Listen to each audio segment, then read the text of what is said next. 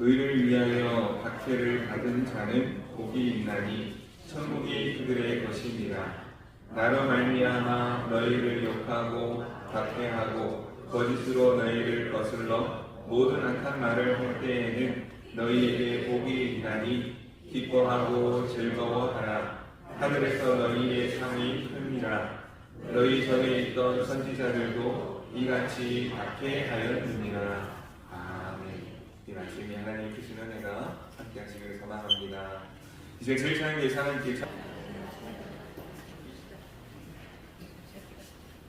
지난주에 화평하게 하는 자가 복이 있다라는 말씀을 드리고 성도님 화평하게 사셨습니까? 한 주간 동안 화평을 이루며 사셨습니까? 가능하신 분도 계시고 그러지 못한 분도 계신 것 같습니다. 그래서 이제 화평하게 살기 위해서는 반드시 두 가지가 필요한데, 한 가지는 용서고 한 가지는 기도라고 말씀을 드렸습니다. 용서가 잘 되셨나요? 당연하신 분도 계시고, 아유 목사님 절대로 용서 뭐합니다. 용서가 어디 뭐 쉬운지 아십니까? 그렇게 생각하시는 분도 계실 것 같습니다.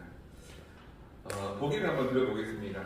한번 답을 한번 해보시면 좋을 것 같습니다. 1번, 용서가 어렵다, 힘들다, 안 된다.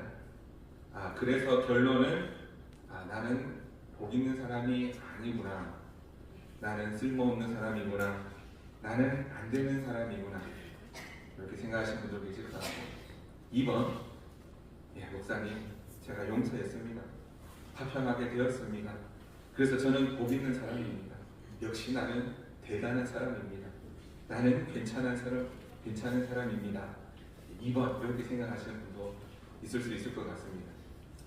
그 다음 3번, 나는 용서가 안 되는 사람이구나, 힘들구나, 어렵구나, 그래서 나는 안 되는구나, 내 힘으로 안 되는구나, 그래서 이때가 기도할 때이구나, 하나님께서 도와주셔야 되는구나, 그래서 이것은 내 힘으로는 할 수 없는 일, 하나님께서 도와주셔야 되는 일, 그래서 하나님께서 하셔야 되는 일이구나, 그래서 성령의 열매구나. 1번, 2번, 3번 어느 것이 맞겠습니까? 3번입니다. 3번. 1번, 2번이라고 생각했다면 반은 맞고 반은 틀린 겁니다. 그래서 용서하기가 힘들구나, 어렵구나, 그래서 나는 안 되는 사람이구나, 나는 쓸모없는 사람이구나 라고 생각했다면 사탄에게 속은 겁니다. 안 되는구나, 힘들구나, 어렵구나, 이것은 맞습니다. 이 반만 맞습니다. 그런데 나는 쓸모없는 사람이구나, 나는 복 없는 사람이구나, 나는 아무것도 아니야, 그렇게 끝나버린다면 사탄에게 반쯤 속아서 이미 잘못된 길로 갈 가능성이 높은 사람이라는 거죠. 2번도 마찬가지로 반은 맞고 반은 틀린 사람입니다. 한 95%는 한 사탄에게 속아 있는 그런 사람입니다. 그래 용서했고 화해도 했는 것 같고, 그렇지만 자기 혼자의 생각일 가능성이 크다는 것이죠. 화해한 것처럼 보이고 화평을 이룬 것처럼 보이고, 그래서 역시 나는 괜찮은 사람, 나는 대단한 사람이야 라고 생각한다면 그 사람은 이미 95% 이상 실패할 가능성이 있는 사람이라는 거죠. 자기 혼자 화해했다고 착각할 가능성이 높다는 겁니다. 그래서 상대방도 나를 좋아할 것이고 나는 화해를 했다고 생각하기 쉽다는 것이죠. 그런데 막상 들여다보면 혼자만의 생각일 가능성이 크다는 것입니다. 반은 50% 이상은 사탄에게 속은 것이며 95% 이상은 거의 사탄에게 속고 자신의 착각 속에 살고 있을 가능성이 높다는 겁니다. 그래서 3번이 가장 확실한 답이 될 수 있는데, 쉽지 않다는 것을 알고 어렵다는 것도 알고 계속 생각이 나고 안 되는구나 라는 생각이 들지만 이것은 내가 할 수 있는 일이 아니구나 알고 기도하고 하나님께 맡길 수 있는 사람, 그 사람이 믿음의 사람이요 복이 있는 사람이라는 것입니다. 그래서 나는 안 되구나, 힘들구나, 어렵구나 그런 생각이 들 때에 하나님 도와달라고 기도하고, 나는 못하겠으나 하나님께서 도와주시면 할 수 있다고 생각하는 것이 믿음입니다. 믿음. 그래서 믿음의 사람에게 하나님께서는 함께 하시고 도와주시고, 비록 내 힘으로는 어렵지만 성령께서 도와주심으로 말미암아 성령의 열매를 맺게 하신다는 겁니다. 내가 하는 겁니까? 내가 잘해서 하는 걸까요? 그렇지 않고 하나님께서 도와주셔야만 할 수 있는 일, 성령께서 하시는 일이 성령의 열매인 것입니다. 그래서 하나님의 때가 있습니다. 하나님께서 일하시는 때가 있습니다. 그때가 언제인지 우리는 정확히 알 수 없지만 성경에서 보면 내 힘으로 안 될 때, 내가 할 수 없다고 여길 때, 그래서 하나님 앞에 엎드려 기도할 그때가 바로 하나님께서 일하실 때라는 것입니다. 내 힘으로 하고 내가 뭐든지 다 할 수 있고 내가 잘할 수 있다면 하나님을 찾지 않겠죠. 그러나 막상 삶을 살아가다 보니까 힘들고 어려운 일이 부딪히고 내 앞에 넘을 수 없는 파도가 일어나고 큰 광풍이 불어 배가 이제 뒤집어질 것 같은 그런 상황 가운데 나는 아무것도 할 수 없지만 그때 주님의 도우심, 주께서 나를 도와주신다면, 주께서 나와 함께 하신다면 이런 실패, 어려움도 이겨낼 수 있고 정말 용서할 수 없을 것 같은 그런 때에도 하나님의 도우심으로 말미암아 되어진다는 것입니다. 그래서 기도는 왜 합니까? 기도는 믿음이 있는 사람이 할 수 있습니다. 믿음의 기도는 하나님께서 들으시고 역사하십니다. 왜 기도를 하는가? 내가 못하기 때문에, 내 힘으로는 안 되기 때문에 하나님의 도우심을 구하는 것이죠. 그래서 하나님께서 언제 일하시는가? 내 힘으로 안 될 때 하나님께서 일하신다는 것입니다. 우리 같이 한번 먼저 찬양 한번 하고 다시 또 말씀을 이어서 듣겠습니다. 주가 일하시네 라는 찬양인데요. 같이 한번 불렀으면 좋겠습니다.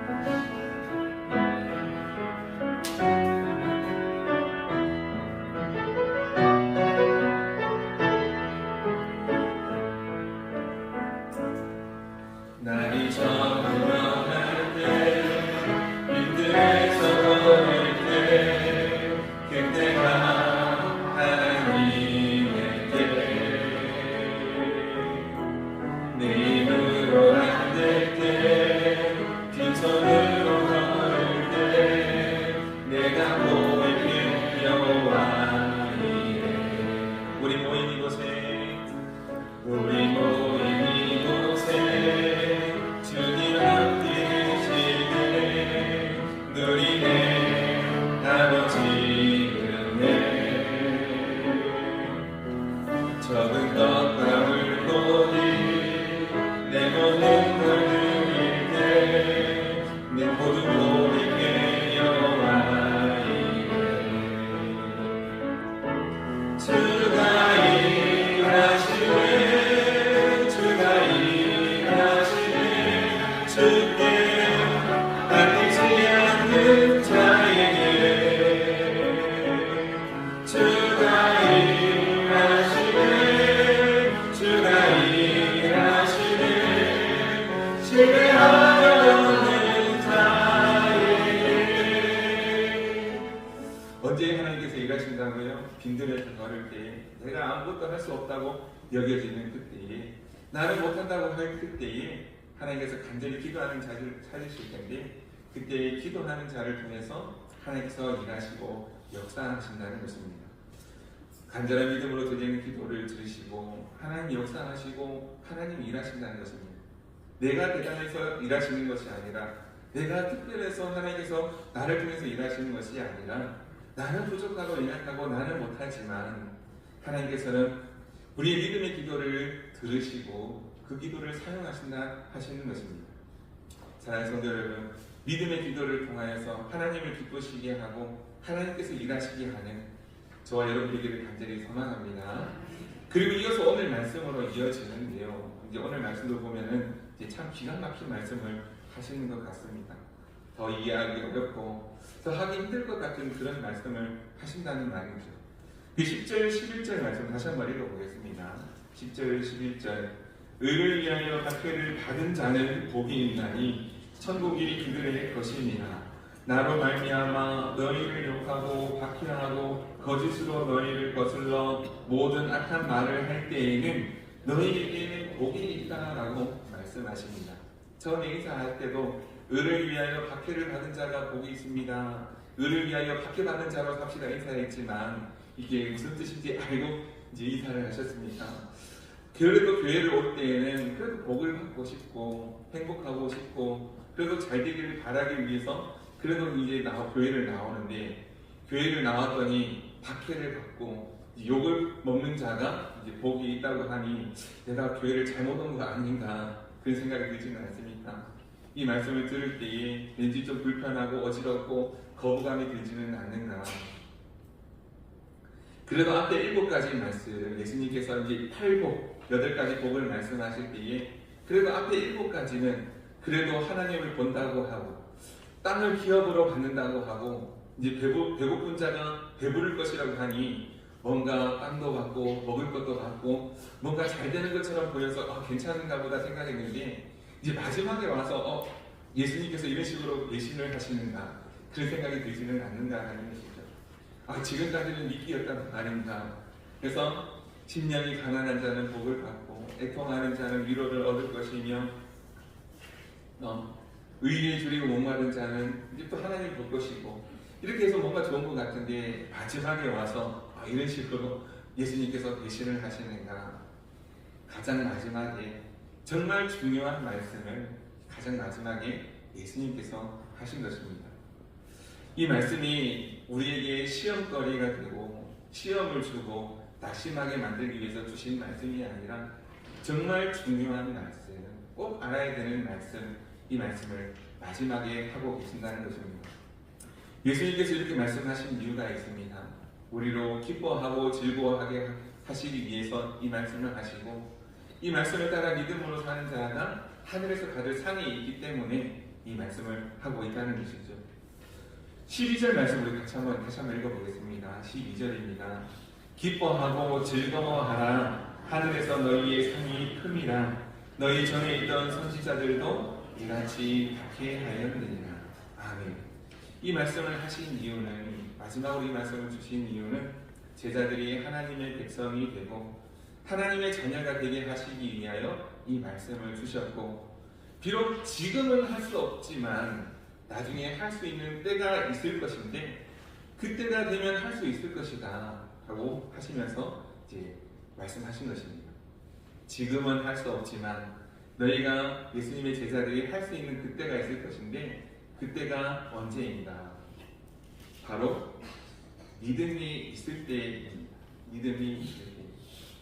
지금은 할 수 없는 이유는 지금은 믿음이 없기 때문인데, 나중에 할 수 있는 이유는 나중에는 믿음이 있을 것이기 때문입니다. 믿음이 없는 눈으로 바라보면 슬퍼하고 괴로운 일이지만 믿음의 눈으로 바라보면 그것은 할 수 있는 일이고 해야만 되는 일이고 가야만 되는 길이라는 것입니다. 성경에서 말씀하시는 것, 이 말씀을 통해서 우리에게 물어보시고자 하시는 것이 무엇이겠습니까? 너희에게 믿음이 있느냐 없느냐 그것을 물어보고 계시는 것입니다. 그런데 예수님의 제자들 지금의 모습은 지금은 믿음이 없는 모습입니다. 그래서 할 수 없는 일이고 어려운 일이지만 나중에 시간이 지났을 때에는 그때가 언제이겠습니까? 예수님께서 십자가에 못 박혀 죽으시고 우리의 모든 죄를 용서하시고 예수님 부활하셔서 우리의 모든 죄를 용서하신 그때에 부활을 경험하고 난 이후에는 우리에게 믿음이 있어서 할 수 있는 일이 된다는 것입니다. 성경에서 말씀하시는 것, 우리에게 물어보시는 것, 우리에게 귀하게 보시는 것은 우리의 믿음이라는 것이죠. 우리 성도님들 믿음이 있으십니까? 믿음 있는 성도님들 되기를 주의 이름으로 축복합니다. 그래서 예를 들어서 이제 베드로의 모습을 생각해 볼 수 있는데요. 하나님께서 요구하시는 믿음이 어떤 것인가? 이 베드로의 모습을 통해서 알 수가 있습니다. 누가복음 5장에 보면 이제 예수님께서 베드로의 배에 오르시는 장면이 나옵니다. 그때 이제 제자들에게 특히 베드로에게 물으시지요. 너희가 이제 고기를 잡았느냐? 밤새도록 그물을 내려 물고기를 잡았지만 한 마리도 못 잡았습니다. 이렇게 이야기를 합니다. 그리고 밤새도록 이제 그물질을 그만두고 이제는 그물을 정리하고 있는 그때에 예수님께서 말씀하시죠. 깊은 데로 가서 이제 그물을 내려라. 예수님께서는 베드로였지만 물고기 잡는 소질이 없음을 보시고 베드로에게 물고기 잡는 법을 가르쳐 주신 것이죠. 그때 베드로가 예수님의 말씀을 듣고 이제 깊은 데로 가서 이제 그물을 내립니다. 그때 이제 2배의 장기만큼 많은 물고기를 잡는 것을 보게 됩니다. 예수님도 이미 아셨던 것 같습니다. 베드로 소질이 없고 어부였지만 물고기도 잘 못 잡는 어리숙한 베드로의 모습을 보셨습니다. 그런데 이런 베드로의 모습을 보시고 예수님의 제자로 부르신 것입니다. 베드로가 특별해서 부르신 것이 아니고, 베드로가 뭐 대단해서 부르신 것이 아니고, 베드로가 이제 무슨 물고기 잡는 박사학위에 있어서 부르신 것이 아니라 그저 어리석고 연약한 한 사람이었지만 그럼에도 불구하고 베드로를 예수님께서는 부르셨다는 것입니다. 그러면서 하시는 말씀이 나를 따라오너라 내가 너를 살아남는 어부가 되게 하리라. 살아남는 어부는 누가 되게 하십니까? 베드로가 되는 것입니까? 물론 베드로가 되는 것이지만 예수님께서 되게 하신다는 것이죠. 그래서 베드로는 물고기와 그물을 다 버려두고 예수님을 따라 나서게 됩니다. 그런데 너무나 연약한 베드로가 이제 사실 보면 성경을 읽다 보니까요, 베드로가 참 눈치도 없는 것을 알 수 있습니다. 베드로가 눈치가 없는 이유가 나오는데요. 성경에 보면 이제 예수님께서 변화산에 이제 베드로와 야고보, 요한을 데리시고 변화산에 올라가셔서 이제 아름다운 모습으로, 화려한 모습으로 이 변화되는 그런 모습들이 나옵니다. 그 이후에 이제 모세와 엘리야가 나오셔서 예수님과 함께 대화했다라는 이제 말씀이 성경 말씀에 나옵니다. 어떻게 보면 이제 모세하면 능력의 종, 홍해를 가르고 하나님의 손에 붙들릴 만한 귀하게 쓰임받은 능력의 종이고, 엘리야는 선지자를 대표하는 그때에 이제 하나님의 말씀을 전하며 능력의 종이었던 엘리야, 예수님과 모세와 엘리야 이제 대표되는 그 믿음의 사람 세 분이서 이야기를 나눌 때 베드로가 그 자리에 끼는 것이죠. 이제 눈치가 없지 않습니까? 예를 들면 대통령과 국무총리와 이 국방부 장관이 함께 이야기를 나눈 중에 거기 들어가서 이야기하는 것과 같습니다. 우리 성도님도 그 자리에 낄 수 있습니까? 그 자리에 가서 아유 나 정도면 그 자리에 가서 이제 충분히 이야기할 수 있지, 그런 생각이 드십니까? 아마 저도 이제 가기 어려울 것 같은 생각이 듭니다. 앞에 들어가지도 못하게 이제 막을 것 같아요. 그런데 베드로가 거기에 딱 낀 거예요. 들어가서 막상 들어왔는데 할 말이 없어. 그래서 베드로가 어떤 말을 하는가, 이제 아무 말 대잔치가 그때부터 시작되는 거죠. 그래서 베드로가 한 얘기가 무엇인가 하면, 여기 와보니까 너무 좋습니다. 하하하 웃으면서 하는 얘기가, 여기 갑자기 집을 세 채 짓겠다고. 하나는 모세를 위하여, 하나는 엘리야를 위하여, 하나는 예수님을 위하여 집을 짓겠다고. 그동안 평생 물고기만 잡던 사람이 건축학을 전공한 것도 아닌데 갑자기 집을 짓겠다고 합니다. 그리고 이제 어색한 시간이 지나고 마지막에 끝내긴 끝내야 되는데, 이제 나중에 마지막에 어떻게 끝나는가 하면 베드로도 자기가 한 말이 무슨 말인지 몰랐다 이렇게 하면서 끝나는 것을 보게 됩니다. 이제 물고기도 못 잡죠, 눈치도 없죠, 낄 때 안 낄 때 구분도 못하죠. 그러면서 이제 이상한 소리를 하고 있는 베드로. 결국에 나중에 베드로가 어떻게 됩니까?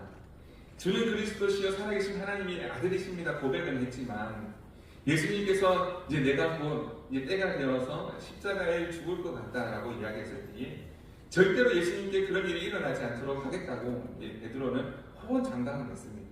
호언장담하면서 절대로 그런 일이 일어나지 않게 하겠다고 자기가 그렇게 했습니다. 그때 예수님께서 뭐라고 말씀하십니까? 사탄아 물러가라. 너는 네가 하는 일을 알지 못한다라고 이야기하셨습니다.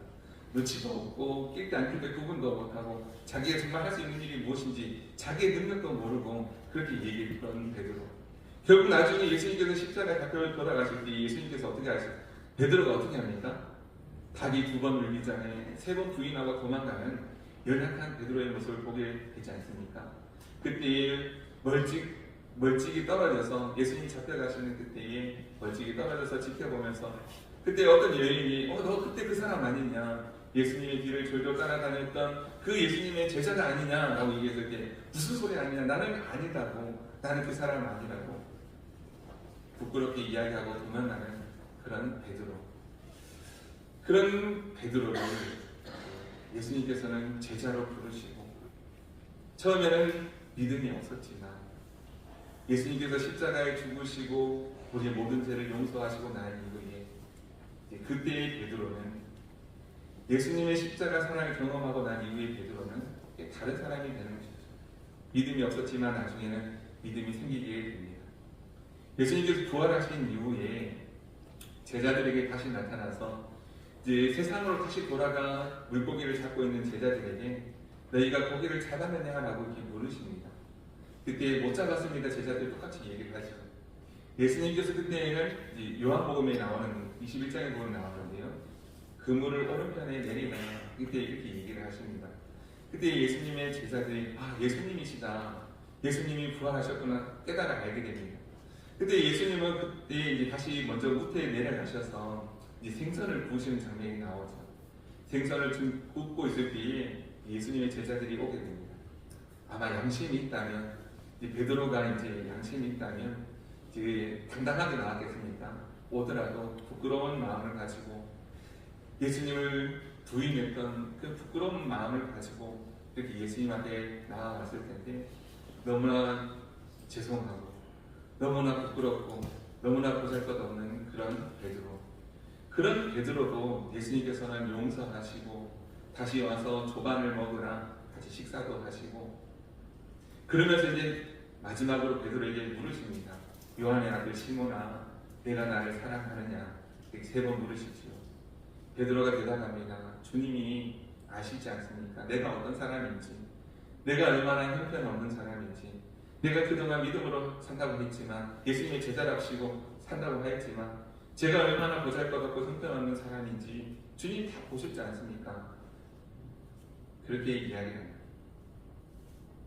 그때 비로소 예수님은 이제 되었다라고 말씀하십니다. 이제 네가 준비되었다. 가서 내 양을 먹이라. 내 양을 치라.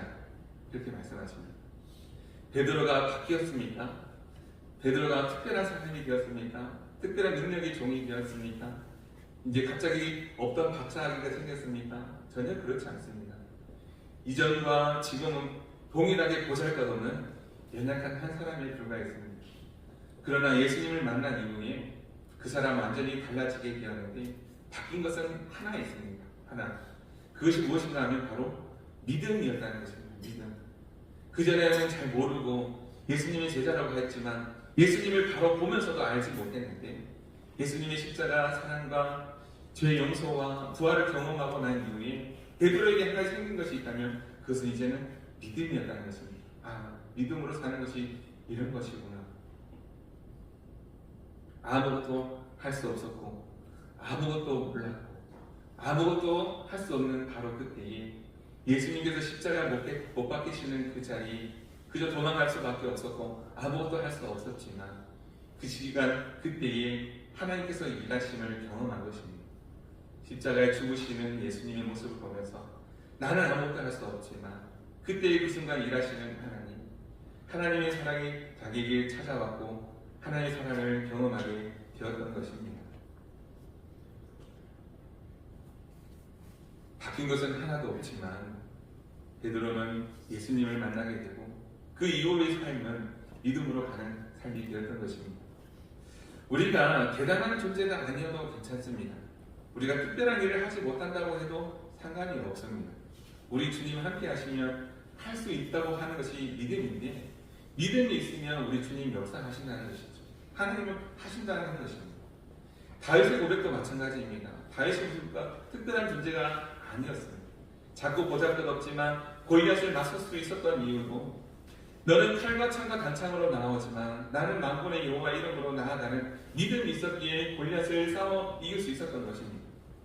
다윗은 10편 23절에도 이렇게 고백합니다. 내가 사망의 음침한 골짜기로 다닐지라도 해를 두려워하지 않을 것은 주께서 나와 함께 하시니라. 하나님께서 나를 지켜주실 것을 믿음이 있었기에 사망의 음침한 골짜기라고 할지라도 두려워하지 않는다는 것이 믿음의 고백인 것입니다. 사랑하는 성도 여러분, 하나님을 믿는 그 믿음이 있기를 간절히 소망합니다. 그 믿음을 사시기를 소망합니다. 그 믿음이 있느냐 없느냐 그 믿음의 태도를 하나님은 보고 싶어 하신다는 것입니다. 성경의 다른 말씀에도 보면은요, 그 믿음의 모습을 우리에게 가르쳐 주십니다. 오늘 새벽에도 잠시 나누었는데요, 바디메오 하면 이제 태어날 때부터 눈먼 사람이었습니다. 이름도 없습니다. 디메오의 아들이라고 해서 바디메오입니다. 디메오도 누군지 모르지만 바디메오, 앞을 볼 수 없었고 가진 것도 없고 그래서 누군가의 도움이 없이는 살아갈 수 없는 그 존재. 그러나 예수님이 지나가실 때에 다윗의 자손 예수여 부르짖으며 나를 고쳐주옵소서 이렇게 고백하였을 때에 예수님께서 하신 말씀은 내 믿음이 너를 구원하였다라고 말씀하셨습니다. 바디메오가 특별한 존재여서가 아닙니다. 대단한 사람이어서 그 믿음이 너를 구원했다고 하셨습니까? 예수님께서 하셨다는 것입니다. 너무나 보잘것없고 연약하지만 다윗의 자손 예수여 그 믿음이 바디메오에게 있었다고 하는 것이죠. 10명의 나병 환자가 예수님께 찾아왔습니다. 주님 저를 고쳐달라고 간절히 구했습니다. 10명의 나병 환자, 그 어느 누구도 고쳐줄 수 없지만 그 어느 곳에 간다 할지라도 치료받을 수 없는 사람이었지만 예수님께 나아왔다는 겁니다. 예수님께 가면 고침을 받을 수 있다. 그 믿음으로 나아왔던 것입니다.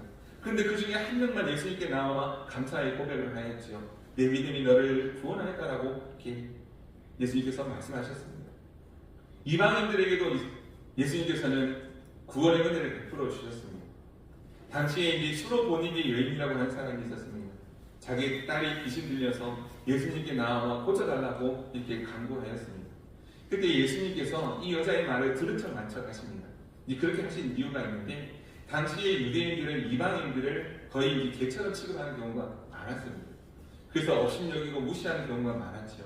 역시 이방인 여인을 똑같이 예수님도 그렇게 대하셨습니다. 그렇게 하신 이유가 있는데요. 그 사람들 뭐라고 그렇게 하신 것인데요. 이제 그 여인에게 예수님께서 자녀들에게 줄 떡을 개에게 던지는 것이 마땅하지 않다라고 이렇게 말씀하십니다. 개 취급한 거예요. 자기 귀신 들린 딸을 고쳐달라고 나아온 여인을 예수님께서도 개 취급하시면서 개처럼 이렇게 대하셨던 것입니다. 그때 이 여인이 어떻게 대답합니까? 맞습니다. 옳습니다. 개들도 그러나 주인의 상에서 떨어지는 부스러기를 먹지 않습니까? 이렇게 고백을 합니다.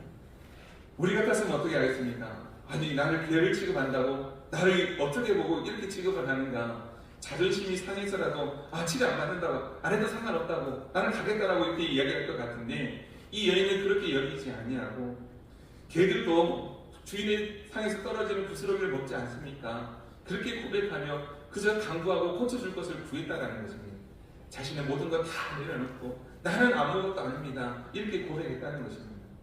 아무것도 할 수 없을 그때에 주님께서 말씀하시고 고쳐주십니다. 내 믿음이 크도다라고 이렇게 말씀하셨습니다. 이 여인의 믿음 하나밖에 없었으니 대단한 것이 없습니다. 그러나 그 믿음이 크다라고 예수님께서는 말씀하셨던 것이죠. 대단해서 고쳐주신 것입니까? 이 여인이 특별해서 이 여인이 특별한 능력이 있어서 특별한 재주가 있어서 아니면 큰 부자여서 이 여인을 고쳐주신 것이 아니라 오직 한 가지 그 믿음을 보시고 고쳐주셨다고 하는 것입니다. 사랑하는 성도 여러분, 하나님께서 필요한 사람, 하나님께서 사용하시는 사람이 있습니다. 어떤 사람을 사용하시는가? 우리가 특별한 사람이어서 대단한 능력이 있어서 많은 재산이 있어서 어떤 박사학위가 있어서 그래서 사용하시는 것이 아닙니다. 우리는 비록 보잘것없고 부족할 수 있지만 하나님께서 함께 하시면 할 수 있다는 그 믿음이 있는 사람, 그 사람을 하나님께서는 귀하게 여기시고 그 사람을 통해서 역사하시고 그 사람을 통해서 사용하시고 그 사람을 통해서 하나님께서 일하게 하심을 보게 하신다는 사실입니다. 사랑하는 성도 여러분, 중요한 것은 믿음인 것입니다. 믿음은 하나님의 일하심을 경험합니다.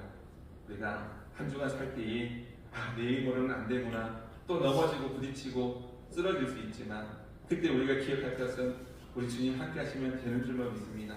기도하시고 우리 주님의 일하심을 경험할 수 있는 믿음의 사람, 하나님의 능력을 경험할 수 있는 귀한 믿음의 사람 되기를 간절히 소망합니다. 내 힘으로 하니까 넘어지는 것입니다. 내 힘으로 하니까 부딪힙니다. 내 힘으로 하니까 다툼이 일어납니다. 내 힘으로 하니까 어려운 일이 자꾸 생깁니다. 그러나 내 힘을 내려놓고 하나님의 힘으로 하고자 할 때, 하나님의 능력 경험하고자 할 때 부딪히지 않고 넘어지지 않고 다투지 않고 귀한 믿음의 열매가 맺혀지는 것이죠. 사랑하는 성도 여러분, 귀한 믿음, 그 믿음이 있기를 소망합니다. 그 믿음이 있다면 의를 위하여 박해를 받아도 괜찮습니다. 우리가 믿음이 있다면 믿음으로 하는 일에 욕을 먹어도 괜찮습니다. 내가 왜 이런 일을 하는가? 내가 욕 먹으려고 내가 이 일을 하나? 그렇게 생각하지 않고 주를 위한 일인데 내가 좀 욕을 먹으면 어떤 주를 위한 일인데 하나님 기뻐하시는 일인데 이 일 내가 감당할 수 있지. 그 믿음의 고백을 할 수 있는 귀한 믿음의 사람 우리 성도님들이 다 될 수 있기를 간절히 주님의 이름으로 축복합니다. 기도드리겠습니다. 사랑의 주님, 우리에게 믿음을 더하여 주옵소서. 내 힘으로 할 수 없는 그때에 절망의 그 순간에 땅을 바라보지 않게 하시고 연약한 내 모습 바라보지 않게 하여 주시고 사탄의 음성 분별할 수 있게 도와주시고 하나님을 바라볼 수 있도록 도와주옵소서. 하나님의 일하심을 경험할 수 있기를 원합니다. 다윗과 같이 내가 사망의 음침한 골짜기를 밟을지라도 해를 두려워하지 않는 믿음, 골리앗 앞에서도 담대할 수 있는 믿음을 우리에게 주옵소서. 대단하지 않아도 가진 것이 없어도 특별하지 않아도 주 뜻대로 사는 것이 행복인 줄 아는 믿음이 우리에게 있게 하여 주시고 성령 충만하여 주의 일에 기뻐하고 함께 즐거워하며 하늘의 큰 상을 받는 자 우리 모두 다 되게 하여 주옵소서. 이 땅에서 하나님의 나라와 의를 위하여 박해를 받아도 욕을 먹어도 포기하지 않게 하여 주시고 다시 주님 오실 그날까지 우리가 믿음으로 그 길 가게 하여 주옵소서. 하나님께서 예비하여 주신 은혜와 상급을 누릴 수 있는 상받기에 합당한 자 다 되게 하여 주옵소서. 감사드리며 거룩하신 예수 그리스도의 이름으로 기도드립니다. 아멘.